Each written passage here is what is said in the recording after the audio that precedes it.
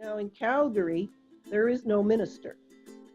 There's a team of which I'm one of the team members of there's four of us that are what we call the spiritual leadership team that have taken unity classes and have been instrumental in turning the church around from what it was when I got there 5 years ago.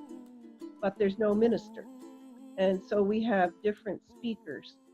Yeah, it's a whole different, it's more community centric, which I like the definition of, one of the definitions of it is that the community centric is more like teenagers.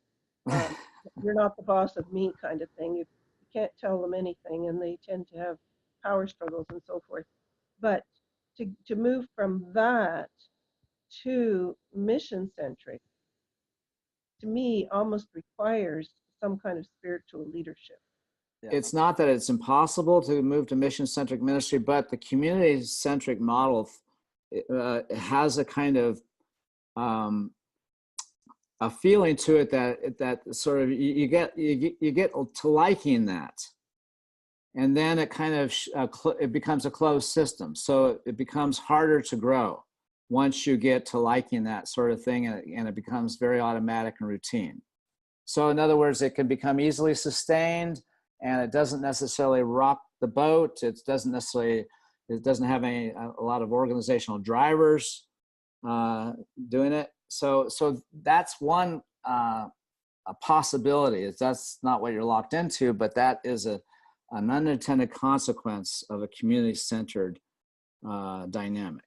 So a community-centered organization that doesn't have the kind of stressors doesn't necessarily want to evolve. And so that's one point. The other side of it is if you want to evolve, then you have to create some dynamic tension. You have to create some, and also have a kind of coherence.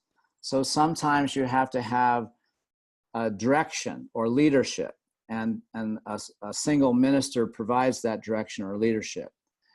If you don't have that, you have to have an organizing principle that establishes the direction and provides the leadership that's there with something to coalesce around.